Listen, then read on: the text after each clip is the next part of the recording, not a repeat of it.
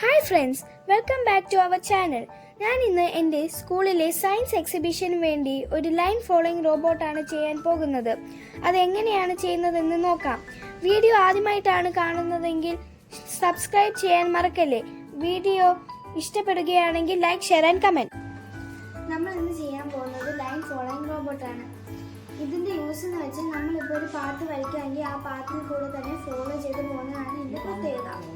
അപ്പോൾ ഇതിൻ്റെ main component എന്ന് പറയുന്നത് സർക്യൂട്ട് ബോർഡാണ്.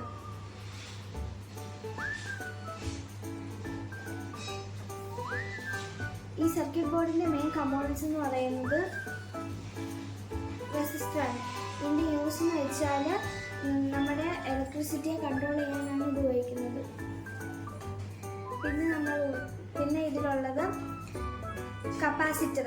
ഇത് നമ്മൾ ഉപയോഗിക്കുന്നത് ഇലക്ട്രിസിറ്റി പവർ സ്റ്റോർ ചെയ്യാനും പിന്നെ വോൾട്ടേജ് ഫിൽട്ടർ ചെയ്യാനുമാണ്. പിന്നെ നമ്മളുടെ കയ്യിലുള്ളത് ട്രാൻസിസ്റ്ററാണ്. ഇത് നമ്മൾ സ്വിച്ച് പോലെയാണ് ഇത് യൂസ് ചെയ്യുന്നത്. പിന്നെ LED ആണ്. ഇതെന്ന് വെച്ചാൽ നമ്മുടെ റോബോട്ട് വെഹിക്കിൾ സ്റ്റാർട്ട് ആണോ എന്ന് ഇൻഡിക്കേറ്റ് ചെയ്യുന്ന സാധനമാണിത്. പിന്നെ ഉള്ളത് രണ്ട് LED-യും 2 LDR ആണ്. ഇതിൻ്റെ യൂസ് എന്ന് വെച്ചാൽ റോബോട്ട് ലൈനിൽ കൂടെ പോവുകയാണെങ്കിൽ അത് ലൈനിൽ കൂടെ തന്നെയാണോ പോകുന്നതെന്ന് നമുക്ക് മനസ്സിലാക്കാൻ ഉപയോഗിക്കുന്ന സാധനമാണ്. പിന്നെ നമ്മളുടെ കയ്യിലുള്ളത് വേരിയബിൾ റെസിസ്റ്റർ. പിന്നെ അത് കഴിഞ്ഞിട്ട് ഇതാണ് മെയിൻ IC. ഇത് നമ്മൾ ഉപയോഗിക്കുന്നതെന്ന് വെച്ചാൽ LDR-ന് വോൾട്ടേജ് സിഗ്നൽ കമ്പയർ ചെയ്ത് മോട്ടർ ഓൺ ഓഫ് ചെയ്യാനാണ് ഇത് ഉപയോഗിക്കുന്നത്. പിന്നെ സ്വിച്ച്, ഇത് നമ്മൾ ഉപയോഗിക്കുന്നതെന്ന് വെച്ചാൽ റോബോട്ട് വെഹിക്കിൾ ഓൺ ഓഫ് ആവാൻ നമ്മൾ ഉപയോഗിക്കുന്ന സാധനമാണിത്. പിന്നെ നമ്മൾ ഉപയോഗിക്കുന്നത് ബാറ്ററി പാക്ക്. ഇത് നമ്മളുടെ റോബോട്ട് വെഹിക്കിൾ ആവശ്യമുള്ള ഇലക്ട്രിസിറ്റി പവർ കൊടുക്കുന്നതാണ്. റോബോട്ടിൻ്റെ വീലിന് വേണ്ടിയാണ് നമ്മൾ ഈ മോട്ടർ യൂസ് ചെയ്യുന്നത്. ഈ മോട്ടർ 5 വോൾട്ട് DC ആണ് ഈ മോട്ടർ. ഇനി നമുക്കിതെല്ലാം കൂടി ഒന്ന് അസംബിൾ ചെയ്യാം.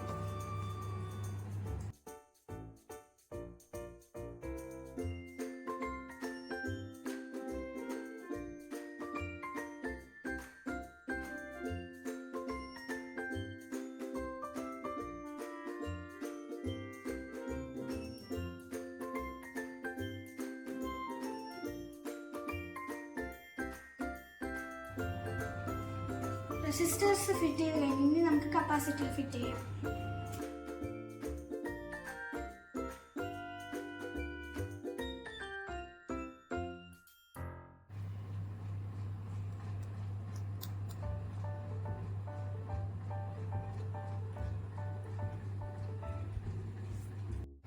ഇനി നമുക്ക് പവർ ഇൻഡിക്കേഷന് വേണ്ടി LED ഫിറ്റ് ചെയ്യാം.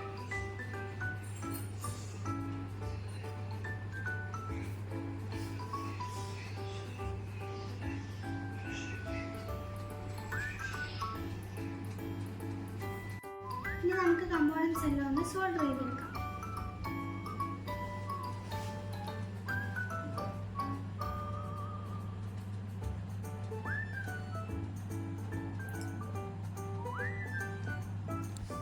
ഇനി നമുക്ക് സോൾഡർ ചെയ്ത ഭാഗങ്ങളൊന്ന് വൃത്തിയാക്കി എടുക്കാം.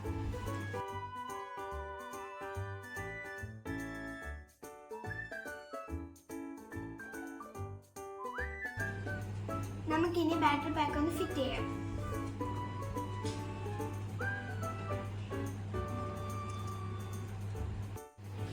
നമുക്ക് വീൽ ഇനി മോട്ടറിലൊന്ന് ഫിറ്റ് ചെയ്തെടുക്കാം. നമുക്ക് ഇനി മോട്ടർ മെയിൻ ബോർഡിലോട്ടൊന്ന് ഫിറ്റ് ചെയ്ത് കൊടുക്കാം.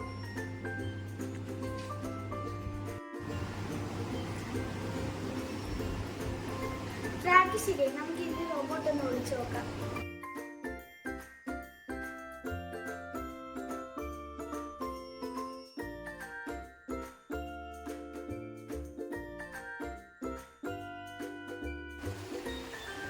നമ്മൾ വരച്ച ട്രാക്കിൽ കൂടെ തന്നെ റോബോട്ട്